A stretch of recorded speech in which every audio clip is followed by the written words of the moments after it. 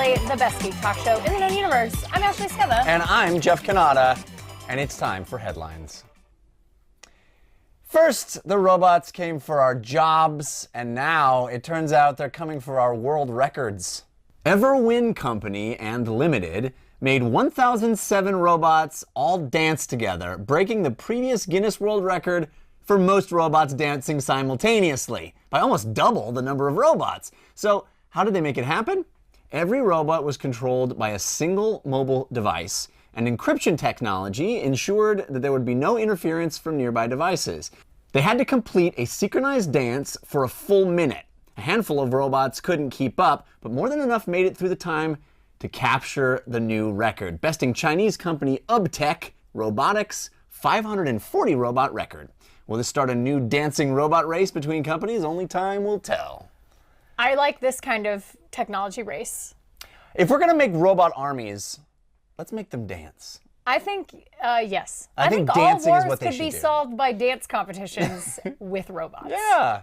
I think that is, that is the most delightful robot story I've seen in a while. Ever since VR started gaining traction, we have literally been waiting for a story just like this. Aaron Pouzet is a game developer with a very specific mission. He wants to bike across Britain, but he's not jumping onto a frame and hitting the road. No. He wants to make the trip while staying in one place and never leaving his house. Using a Samsung Gear VR headset, a cadence monitor, and an exercise bike, Pouzet uses Google Street Maps for a surreal but interesting VR ride across the UK. He started the journey back in May and recently reached the halfway point. He's been keeping a diary of his travels and says he has a new appreciation for nausea in VR after getting sick a few times while riding. It's definitely not a perfect process. There are lots of glitches and weirdness while Pouzet rides through the areas, but it's a start toward virtual reality applications made for this sort of tourism/exercise. Well, clearly we're not there yet because he's puking. Well, yeah. But I mean, you could argue that if you bike too hard, you make yourself sick anyways in real life. I guess, but man, I don't know. He said he didn't realize how much he would get sick because he is apparently he found out he was very sensitive to nausea. Well, also, they're not using an app that's dedicated for this. No. Right. It's using just kind of janked together Google Maps. Of course you're going to throw up. Janked together Google Street Maps with these white cubes that look like you're playing Pac-Man. Yeah, very of course strange. you're going to throw up. I'm sure the frame rate is awful too. Yeah, it's like, come on, bro. So what do you like more? Dancing robots or I mean, I think the VR one bears more conversation. Yeah. I mean, the dancing VR robots are adorable. But I think VR and bikes and exercise and this sort of like people talk about doing bike tours in Italy and in the UK and stuff, and this is exactly that, except it's very sort of primitive. Yeah, I like it. I like the marriage of active VR, and I also like the idea of being able to visit places and do things that we normally couldn't. Yeah. That's pretty cool. So if you guys were going to use an exercise machine to explore an area of the world, where in fact would it be? Use the hashtag HeyTD. VR rowing machine rowing down the Amazon. I would say a rowing machine, but at the Great Barrier Reef, because Google Maps can go underwater there. That's good too. Really cool. Yeah. So yeah, HeyTD is the hashtag. Hit us up on Twitter. Tell us what you would want to do for exercise in virtual reality, because I'm dying to know. Yes. And you can also follow us individually on Twitter at Ashley Esqueda, at Jeff Cannata. Yes. And with that being said, everybody, it's time for our photographer of the day.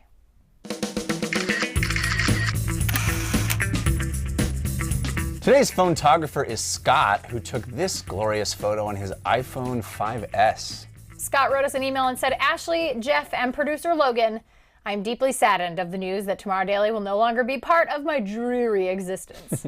I've enjoyed the show since the very beginning, and without the sparkling ray of light your show brings, I may have to resort to actually doing my job to fill the time. What? As a parting gift, I thought I would share the best photo I ever took. This was taken back on the morning of December 7th, 2013 on my old iPhone 5S as I was flying from Sacramento to Los Angeles.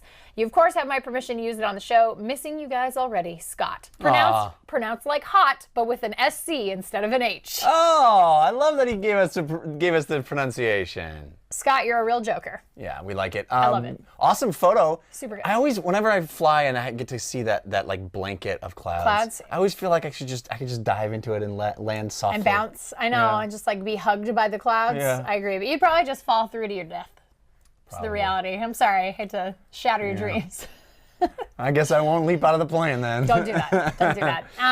So yeah, if you guys want to send in your photography, we're accepting photographers until next week. Yep.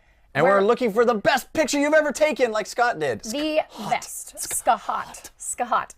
And you can email them to tomorrow@cnet.com. Yep. And you have to do 4 things. 4 things. Let us know how to pronounce your name like Skahot did. Well done, Scott. Tell us what device you took it on so we know, because we like tech. Yes. Give permission to use it on the show because we don't like lawsuits. Legal check mark. And a little story about why this is the best photo you have ever taken. Indeed. And if you want to like shade some of the other photos and be like, no, this is why mine is not only the best photo, it's also better than everyone else's. Whoa. Throw down. Listen, guys, throw down. Now's the time. We're in the last week and a half of the show. Yeah. So once again, we will be spinning down Tomorrow Daily on the 18th. That's next Thursday. Jeff will not be here tomorrow or Thursday, so make sure you get in your stuff ASAP so we can discuss and check things out early next week. That is it for today's show. I will be back tomorrow with a brand new docket of science fact meeting science fiction. But until then, be good humans. see you guys next time. Bye.